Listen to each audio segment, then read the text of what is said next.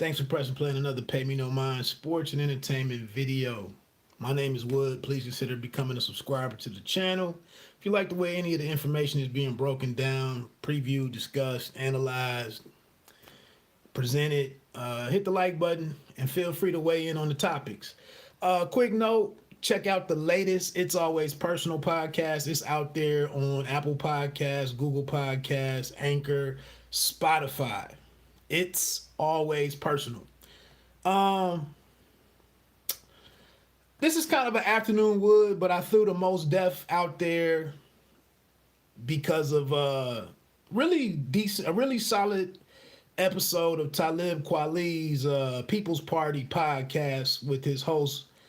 I just forget her name, Jasmine Lee, I believe is her name. But yeah, most def. I'm not all the way through with the interview. They've had videos of it, snippets of certain topics are out there on the Up Rocks YouTube channel. You can check that out. I'm listening to the podcast on Podcast Addict, and it's just a very good. Now, obviously, what's up, Lukey? I was gonna get into some boxing at the end of this, but we'll see. We'll see. But I don't know. For those of you that like Most Def, and again, if you don't like Most Def or have no interest in Most Def, please leave my channel. Like, I'm not talking to you. If you don't have interest in the subjects that I'm talking about, we're probably not going to see eye to eye on much of the stuff that I cover. So if you have no interest in artists like Most Def, we probably don't have a lot in common. But Most Def has been going through a lot of stuff. And obviously with Most Def being a member of Black Star with Talib Kweli, for Most Def to be his guest is really not a real interview as much as it is just a discussion between good friends or good partners. There is a Black Star 2 album in the works that's been produced by Madlib. They talk about that a little bit. No word on when that album is going to drop. One of the most interesting things that I thought that came out in the interview, and it was kind of a side comment that Most Def just slid in there, was that he was actually approached about being replacing Zach De La Rocha as the lead singer, lead vocalist of the group Rage Against the Machine.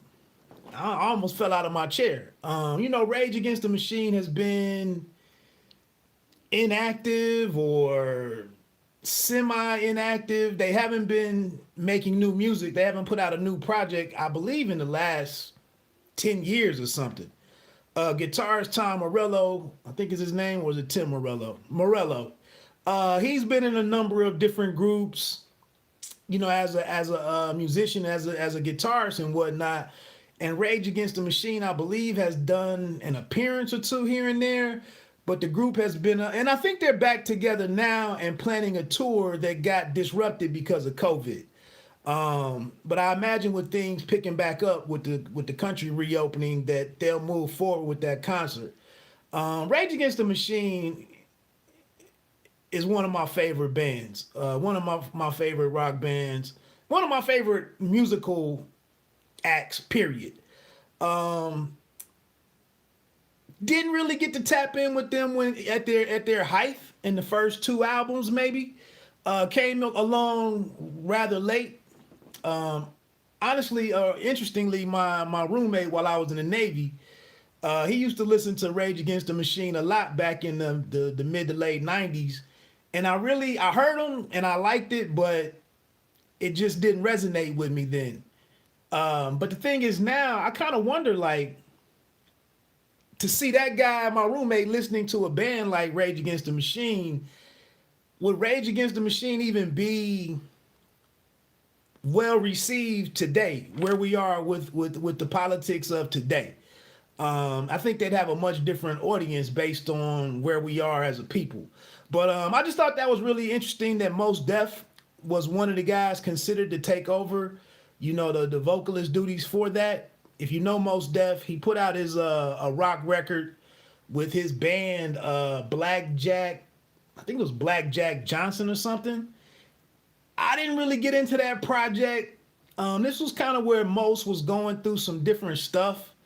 His name, he just seemed to be all over the place. I know one of the stories I remember back from that day was that he had an issue with somebody like Limp Bizkit being able to straddle the fence in rock and hip hop, and he was like he had a problem with that, and that's kind of why he went and did launched his own band to do the same thing and to be free to do it. And that's where some of the other discussion in the throughout the podcast episode goes with Talib Kweli, and why it really resonated with me was because I run into the same issue on YouTube where the audience I would first think I'm going to make videos for and talk to and interact with. It's not really much reception there because I don't talk about the normal stuff that a guy like me or looks like me would be talking about. And Mos Def was just like, even though I think he grew up in Brooklyn, but he was like, he grew up in, around the way, and he just had a different set of interests than everybody around him had a bit more of a world view and a unique set of interests. So he was really looked at weirdly by his neighborhood. And he just talked on some of that stuff throughout or he kept hitting on that throughout the interview. And so for those people that, like I said, had that type of interest, check that out. Talib Kweli's People's Party. I usually check out, People's Party is very consistently, they consistently have pretty decent guests on there. And Talib Kweli does his thing as an interviewer and whatnot. So, I definitely have People's Party in my my lineup of podcasts that I do check out. More entertainment news. Today you can actually start streaming Bosch. I've talked about Bosch on the channel before. I've recapped a couple of seasons. I might take the time and do episode recaps since this is the 7th and final season for the show. I might do it that way. And I'll be honest, the last 2 seasons I kind of didn't binge watch these because I know it's only 10 episodes, and I really respect the show, so I hate to just run through it in a day or two and then I don't have anything to watch. So like I said, this is the final season. The trailer is out there. It's a hilarious reference to The Wire on there from Jamie Hector, who plays J. Edgar, the partner of Bosch. But I've said this before. What stands out to me about Bosch is if you've been tuning in, these past 7 seasons, you really feel like you've tapped into this department or this office of detectives with Crate and Barrel, with the lieutenant, with Bosch and J. Edgar. You've tapped into some of their home lives, the situation with the older cat last year kind of being phased out after they had an accident, and just real people stuff, just everyday people stuff that's been worked into the investigations. They've also done a masterful job of dealing with one major case, but having some other cases, some ancillary cases going on that might lead into the next season. Or you just see how instead of focusing on the investigation of Bosch and J. Edgar, you see what case Crate and Barrel is working on. And then you also have another Wire alumni in Lance Reddick, who plays I don't know if he's the commissioner or the chief of police. He also has his stuff going on. Last year he flirted with running for mayor of Los Angeles. So in watching the show, you've been able to tap into these different stories that have really been interesting. And then personally, for me, the reason why the show has really resonated to me is because it's good to see black people doing something besides playing dope dealers, shooters, killers, and hustlers and all of that type of stuff right there. J. Edgar is actually is an excellent investigator or detective himself.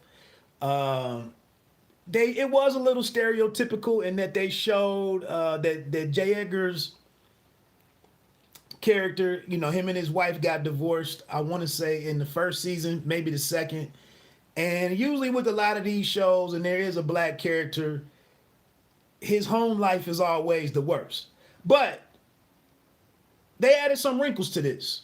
And I think it's fair. What they've shown is even though J. Edgar and his wife got a divorce, they still had a decent relationship. And in season 3 or season 4, they tried to rekindle or reconcile their differences and have a reunion. It didn't work out because of J. Edgar's devotion to being a detective. He has 2 kids. They showed him doing some stuff with the custody and whatnot, and it was handled in a good way. I thought it was well done. So I've been a fan of the show. I would suggest you check it out. I'll start doing recaps on Bosch here, starting probably tomorrow or definitely by Sunday. Like I said, I'm not going to binge watch that one. More music news. I just thought this was interesting, man. Royce the 5'9", one of the best rappers in the game. Again, if you don't mess with Royce's music, you shouldn't be on my channel pretty much. Get out of here. Like, I'm only really trying to talk to people who have... One thing I'm noticing, a lot of people, especially a lot of brothers, man, online and on YouTube, seem to have a set of interests that's like this big. And my set of interests is like this big. So, and I'm not trying to say I'm better than anybody or anything, but we got to talk with people who we on the same vibes, the wavelength with, versus clashing with one another. So, Royce the 5'9", one of the best lyricists, one of the best rappers out there, hands down. I don't care if you never heard one of his songs or don't know his music. The dude is a bad man with the pen. But he's a very competitive dude. Hell of a boxing fan, too. But right now, I've talked about an artist named Ransom, and then there's also a cat out of Philadelphia named RJ Payne. And Ransom, in my opinion, is making the best music in rap right now. I mean, hands down, the dude is a killer.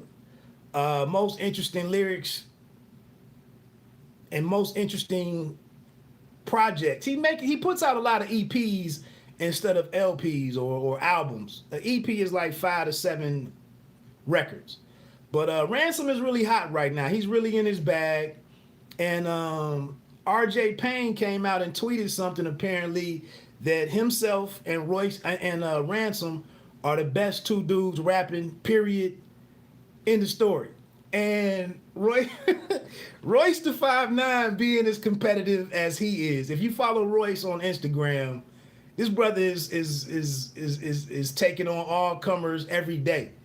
And really a dude that's really out to get his respect as a rapper and as an artist. And so he replied to RJ Payne. He's done I believe he just did a feature on Ransom's most recent project. 7 is the name of that project. I was talking about it maybe last week.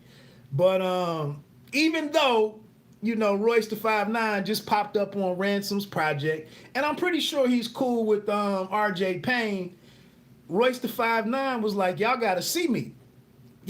Let's get on some tracks and let's see who's what. If you remember, if you've been following along, a few years ago, Black Thought from the Roots, he had the 9-minute freestyle. I don't know if that was with Funkmaster Flex or who that was with, but he had the 9-minute freestyle that just shut everything down for like 2 or 3 weeks. I mean, it was ridiculous. And that's when the spotlight really got on Black Thought for being what he is. Another one of the best dudes doing it. And one of the dudes who went and did a freestyle. How you doing, Donna? Yeah, that was ridiculous. One of the dudes that went and did a not really a response, but one of the dudes who wasn't afraid to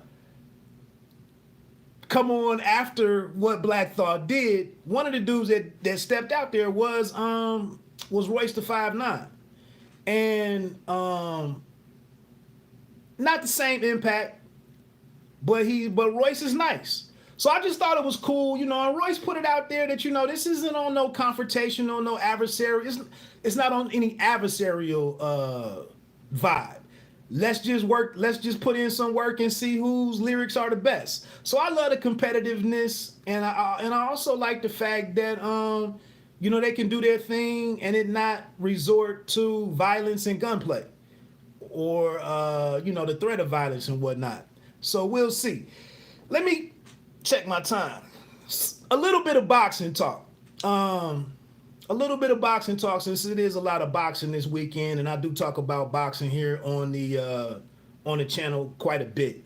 I'm excited for the weekend for the most part. There is a pay-per-view this weekend with Gervonta Davis against Mario Barrios, taking place in Atlanta. You can buy the fight for $75, $74.99. I'm not buying the fight. It's not a horrible matchup. I had this question.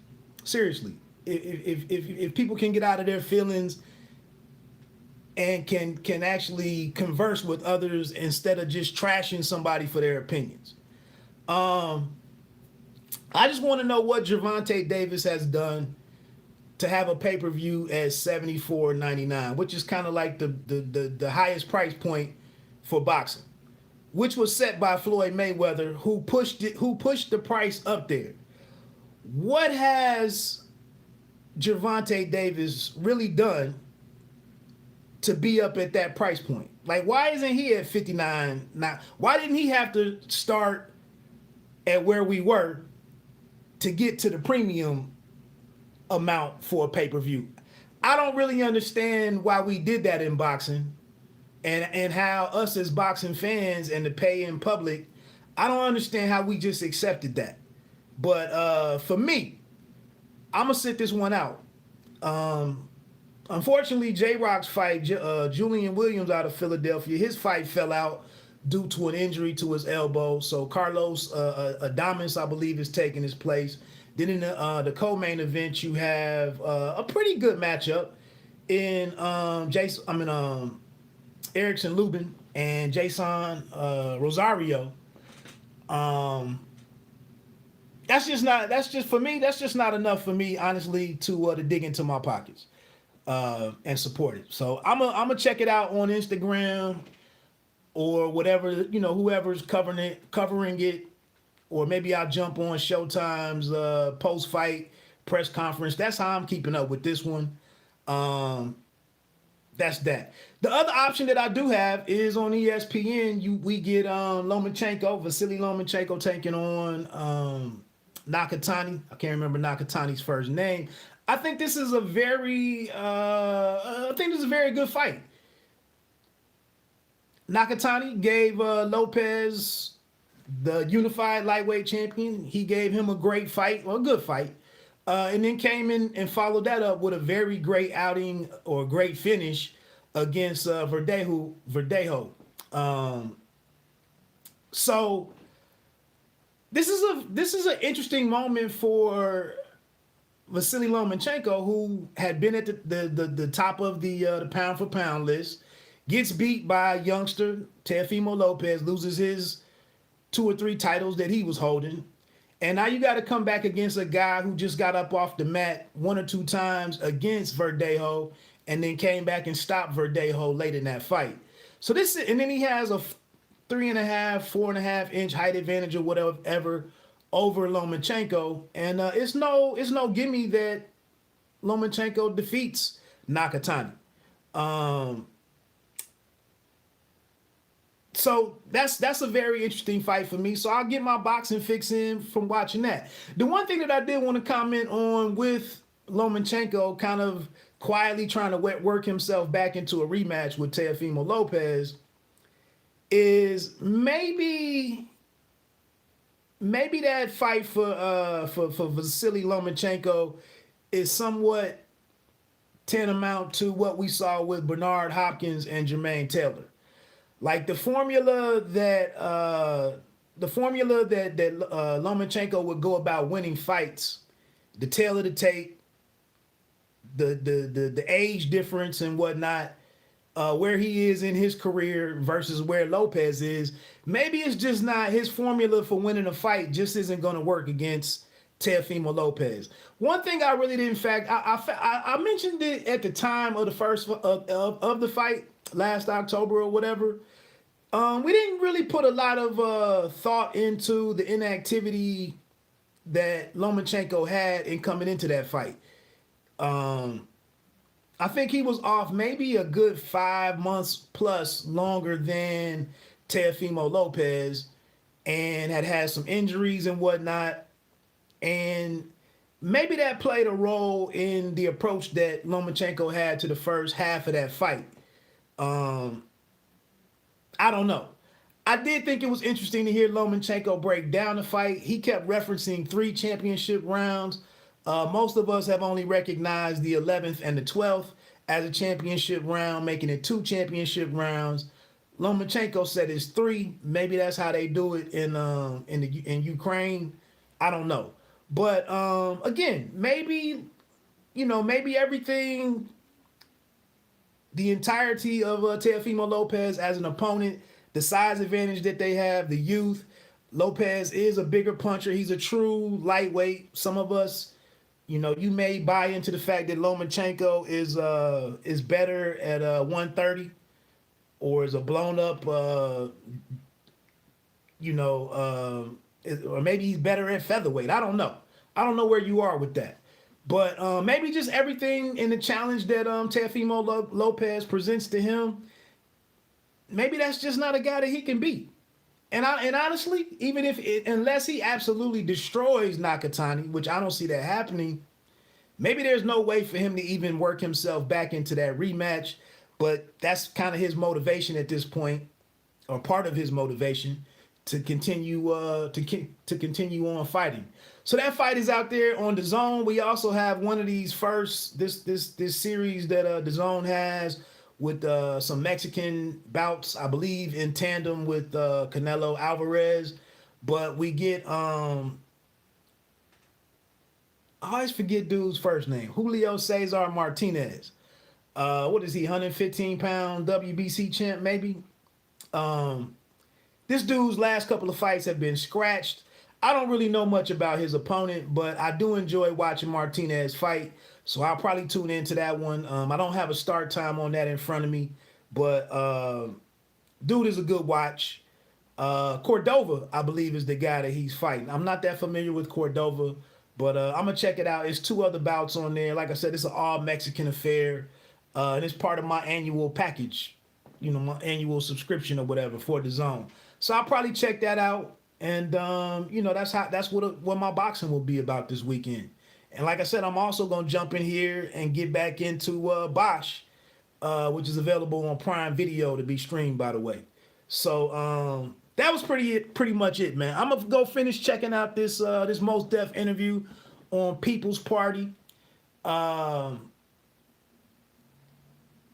Mos Def, like I said, is a very interesting guy, man. And he's one of the few artists out there in hip hop where, as of 45, getting ready to be 46 in a week and a half or so, as an aging hip hop fan,